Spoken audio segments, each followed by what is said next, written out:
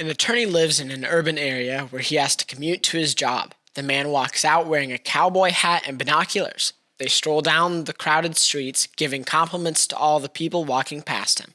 He enters the subway, sits down, and enjoys his audiobook about dog breeds, despite him not having a dog and having zero interest in ever owning a pet.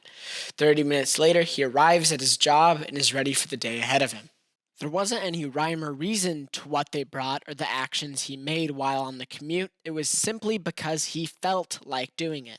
They don't care if an onlooker thinks he's weird or if people around him don't appreciate his off-putting presence, because none of that matters. This is the basis of absurdism.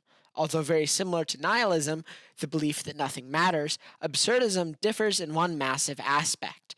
While nihilism has a cynical and depressing interpretation of life is meaningless, absurdism has a more optimistic, joyous outlook. Nihilism, a philosophy founded by German philosopher Friedrich Nietzsche, offers a grim perspective in which it claims that because your life has little to no effect on the world, there is no logical reason for you to have ambitions, work hard, strive for excellence, etc.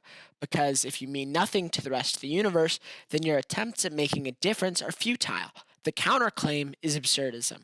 Founded by the Nobel Prize-winning French philosopher Albert Camus, he wrote, "Man stands face to face with the irrational. He feels within him his longing for happiness and for reason." Instead of sulking about the idea you won't be remembered long after your death, he advocates that this is what makes life so beautiful.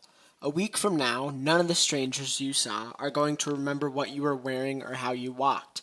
This means all embarrassment is temporary, and there's no reason for you to not dress and act the way you like.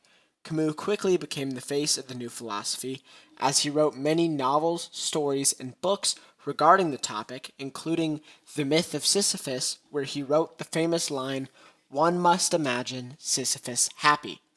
This quote resonated with his French audience in 1942, who were recovering from the Second World War. While his audience loved him in the 40s, it could be argued that his messages are more relevant now than ever. Many people all around the world have found themselves working dead-end 9-to-5 jobs for wealthy elites with no sign of life getting better. Albert Camus' response to this unfulfilling life is that, you're right, the stuff you do is useless, and instead of trying to stop the metaphorical boulder from inevitably rolling back down the hill, you should embrace how frivolous your actions are and enjoy every aspect of it. This leads to the question, how do you live life absurdly? The answer is to simply live. Don't spend hours worrying about whether that girl in your class likes you back. Don't worry about if your coworkers hate the things you do in your free time. The best way to live your life to the fullest is to disregard all the meaningless worries and burdens weighing you down. Go swimming no matter how uncomfortable the water is. Go sing karaoke regardless of whether or not you have a good singing voice. And above all, realize that in the grand scheme of things, you don't matter.